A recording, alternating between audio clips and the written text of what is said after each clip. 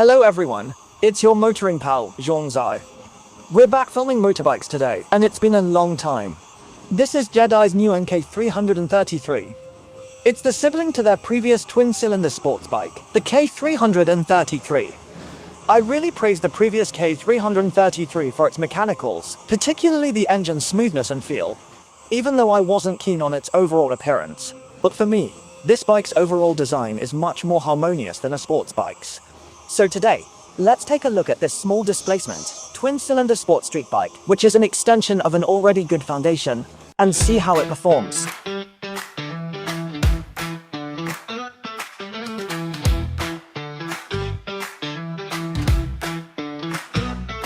First, as usual, let's show you the static riding posture on this bike. I'm 1.78 m tall and weigh 68 kilograms. Sitting on it, it actually feels very relaxed.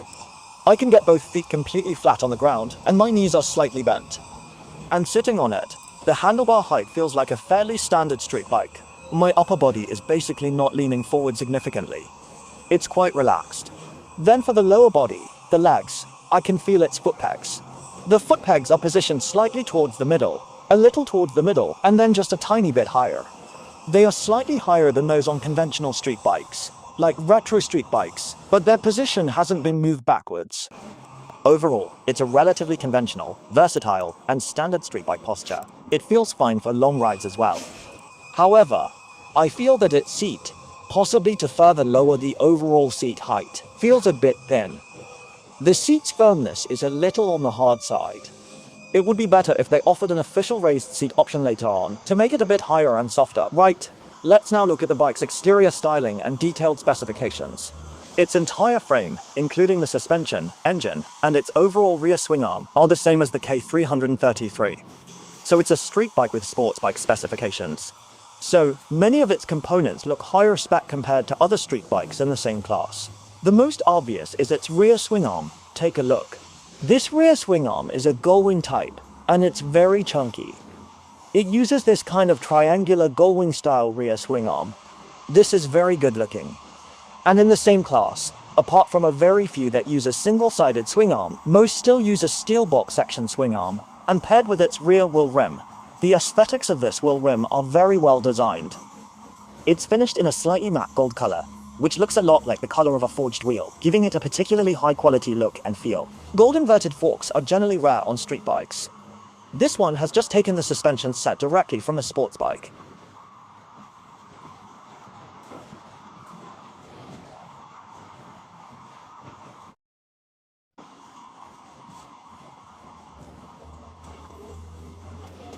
Then there are its calipers. At the front, there's a 2-piston Nissin caliper, and it's paired with a 4.5mm wave disc with ABS. The rear also has a small Nissin caliper. The specifications are standard for its class, but it comes with parts from a good supplier, Nissin. This will certainly help with the overall braking force and the feel at the lever. The appearance is that of a fairly conventional sports street bike, but its level of originality is very high. You can tell at a glance that it's different from other manufacturers. It has improved the fuel tank design from the K333, which I didn't rate highly. On the K333, the fuel tank's transition at the corners here was a bit abrupt and awkward. I wasn't a fan of that design. But now on the street bike, take a look at these gold lines. They make the whole tank, although it's a plastic tank cover, bulge out very naturally. It doesn't have those awkward corners, including these areas on the side. They extend out very naturally into lines, and then connect down to these small winglets.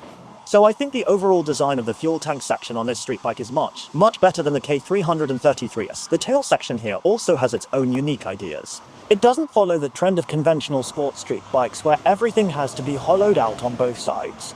This open-sided design, when it first appeared 10 years ago, everyone found it incredibly novel and good-looking. But after a while, aesthetic fatigue is simply inevitable. Overall, it has made the tail of the bike very short, exceptionally short. Take a look. The seat actually extends outwards. The rear is very short, but it's very wide, which creates a fuller posture for the rear of the bike. It actually looks quite nice. The front of the bike has a little bit of that Yamaha series feel, especially the central part here. It has a bit of that vibe. But actually, this is JEDI's own family design language. If you look at the K333, you'll see it's the same. a main headlight in the center, with position lights, or daytime running lights, on the left and right. It's the same as the K333. It's JEDI's family design style. Then there's the frame.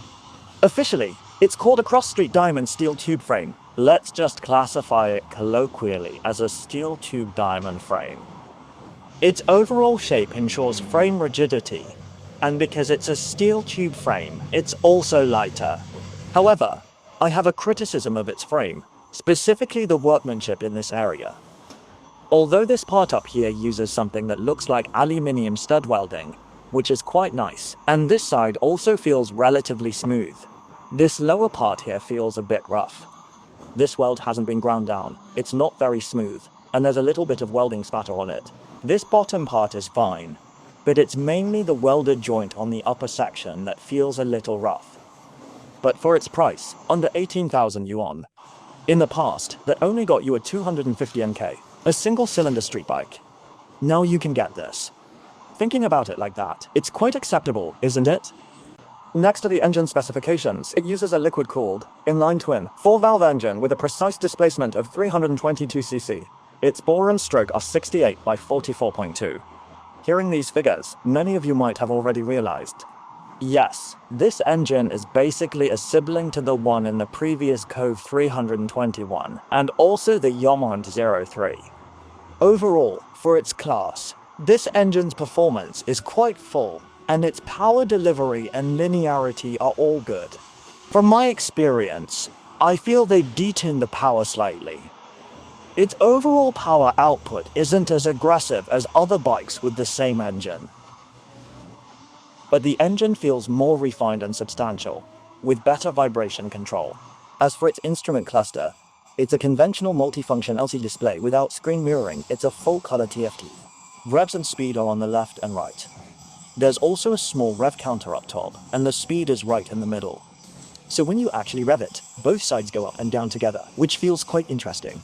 It's a pretty standard street bike display, but I think the mileage and trip meter are a bit too small. I feel they could have made them bigger, and not let the main rev counter section take up so much space. Let's take it out for a quick spin. Let's go for a quick spin.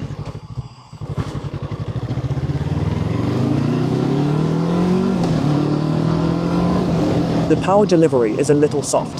The power feels like it lacks punch.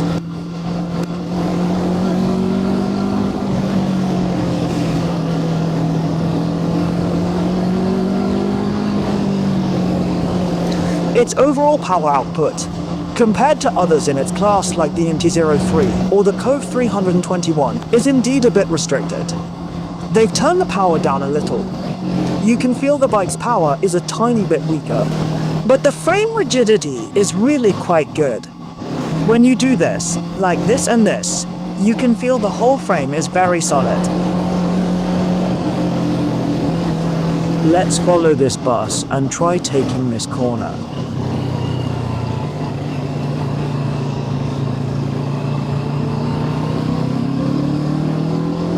Yes, the overall frame of this bike gives you a good amount of confidence. This boss is pulling over. Let's overtake it. But the burst of power is indeed a bit weaker. You don't get that feeling I got from the Cove 321R, where you rev it high and it quickly gives you a small burst of power in the upper rev range.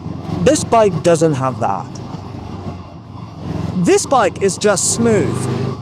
Whether you give it a lot of throttle or a little, the power changes subtly according to your input, but there's no sense of a power surge. Yes, there's no obvious burst.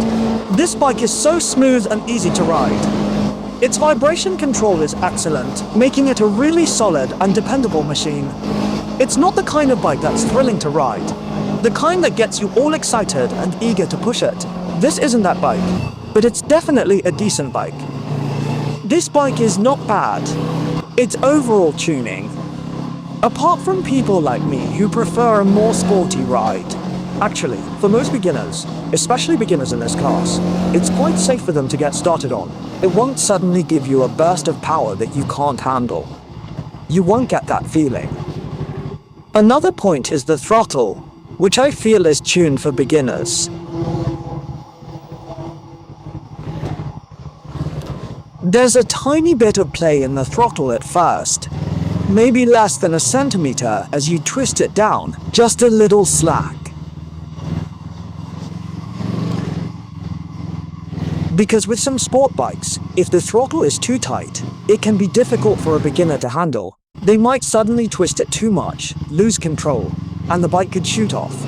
If a beginner can't control the throttle well, but this bike is good, it leaves a little bit of play at the beginning to give beginners some time to adapt, which is also good. Right, let's test its brakes. Let's try the brakes. I already managed to activate the ABS on the rear brake just now. Yes, the ABS kicks in very early. The brakes are adequate. They feel like adequate brakes, not the kind that feel like hitting a wall. After all, it only has a 2-piston caliper at the front, so you can't expect it to give you incredibly strong braking power, but they are relatively gentle, smooth brakes, and the ABS intervenes quite early. It's just that in recent years, we've perhaps been spoiled by Bosch ABS, by Cove, by CF Moto.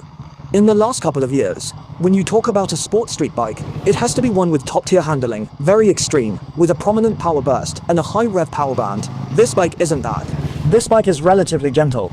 Since you've watched this far, why not follow and give a like? Your support is my biggest motivation to keep updating. For any motorbike requests or related questions, leave a comment below or private message me. I'm your good friend Zhongzai. See you next time.